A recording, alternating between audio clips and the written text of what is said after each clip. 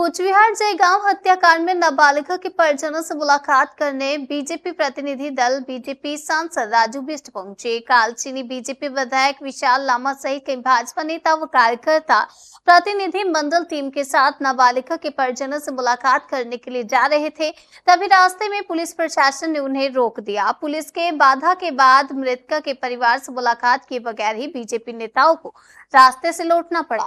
सांसद राजू बिष्ट ने ममता सरकार पर निशाना साधते हुए कहा कि इस सरकार में हत्या रेप आम बात हो गई है। उन्होंने प्रशासन से निवेदन करते हुए कहा कि पुलिस ने जिन लोगों को इस केस में पकड़ा है उन्हें फांसी तक पहुंचाने की कोशिश करें। एक जनप्रतिनिधि होने के नाते मैं इस केस से जुड़ गया हूं। अगर पोस्टमार्टम लीपापोती होती है पोस्टमार्टम में और मृतका के परिवार पर किसी प्रकार का दबाव दिया जाता है तो उसका जिम्मेदार यहाँ का प्रशासन और सरकार होगी। ममता सरकार पर निशाना साधते हुए उन्होंने ये भी कहा कि बंगाल की कोने कोने में इस तरह की घटनाएं होती है, लेकिन बहुत कम ही लोगों के नजर में आती है। यहाँ की सरकार अपराधियों को बचाने के लिए बहुत सी घटना दबा देती है। घटना दबाए जाने के कारण ही यहाँ अपराधियों का मन बढ़ रहा है और ममता बनर्जी के कार्यकाल में इस तरह की घटनाएं रुकेगी, इसकी संभावना कम नजर आ रही है।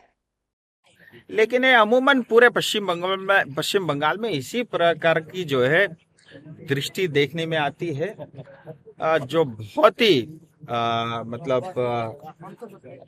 हमारे जैसे प्रतिनिधियों को बहुत निराश करती है।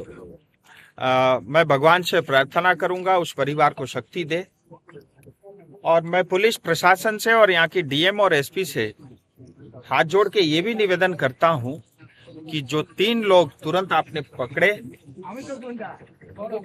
उनको फांसी होनी चाहिए और इस केस में किसी तरह का लापरवाही नहीं होना चाहिए, क्योंकि इस केस के साथ मैं भी जुड़ गया हूँ।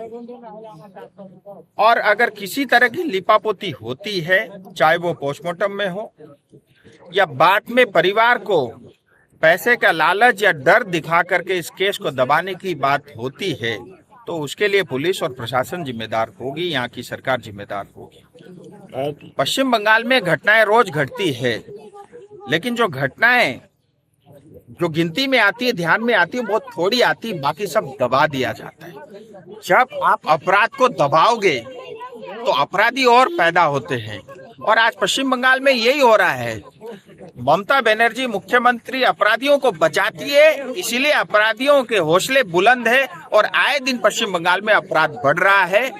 ये मुझे लगता नहीं कि मुख्यमंत्री के इस कार्यकाल में, उनके शासन में ये घटनाएं रुकेंगी, इसकी संभावनाएं बहुत थोड़ी है। आपसे बात हो रहा था प्रशासन के साथ, एडिशनल एसपी के साथ, क्या बातें हुई, क्या कह रहे थे? देखिए, मेरी बहुत सारी व्यक्तिगत बात हुई, मैं सार्वजनिक नहीं करूंगा, क्योंकि अब ये केस जो है ऑलरेडी एफआईआर हो चुका है और ये केस आगे बढ़ रहा है। लेकिन उनसे मैंने डिटेल में ये पूछताछ की कि ये कब की घटना है, कौन इसमें इन्वॉल्व है, और पुलिस ने अपनी ओर से जो काम करना चाहिए था वो किया नहीं किया। एफआईआर समय पे हुई नहीं हुई, पोस्टमार्टम किस परिवेश में हुआ, और जो सुप्रीम कोर्ट के जो जजमेंट है उसको ध्यान में रखा कि नहीं रखा, इन सब विषयों को लेकर के ध्यान में डिटेल में उनसे बात की। और मैं यही कहूँगा, अभी जैसा मुझे पुलिस ने बताया, जहाँ तक मुझे लग रहा है वो अपने कार्रवाई कर रहे हैं, लेकिन होता ये है कि बाद में पॉलिटिकल प्रेशर आता है, इस केस को दबा दिया जाता है, फिर एक और अपराध और अपराधी पैदा होता है। वो इस केस में नहीं होना चाहिए। जयगांव की उस बेटी को, चाहे वो किसी भी समुदाय से है, इंसानियत के नाते, मानवता के नाते, उस पीड़ित बेटी को जो आसमान से आज हमें देख रही होगी, आप कल्पना करिए 7 साल की बेटी के साथ ये जो दुष्कर्म होता है, कल आपकी बेटी हमारी बेटी के साथ हो सकता है, तो क्या हम चुपचाप बैठे रहेंगे? तो ये जो भी हुआ है ये मानवता को शर्मसार करता है, और ऐसे अपराधियों को बीच सड़क पे गोली ठोक करके मार देना चाहिए, और ऐसे अपराधियों को इस समाज में बहिष्कार करना चाहिए। इस समाज में उनको जीने का कोई अधिकार नहीं है। और मेरा मन करता, अगर मेरी चलती तो मैं बोरी में बांध करके इस नदी में बहा देता। अभी पुलिस ने कहा है, क्योंकि पुलिस हमको यहाँ रोक रही है, आगे जाने से मना कर रही है, और मैं भी नहीं चाहता कि लॉ एंड ऑर्डर सिचुएशन खराब हो, और मैं कोई पॉलिटिकल स्कोर या पॉलिटिकल माइलेज के लिए यहाँ पे नहीं आया हूँ। मैं चाहता हूँ कि उस परिवार के साथ हम खड़े रहे, जिससे उस परिवार को न्याय मिले। हमारा मकसद इतना ही है।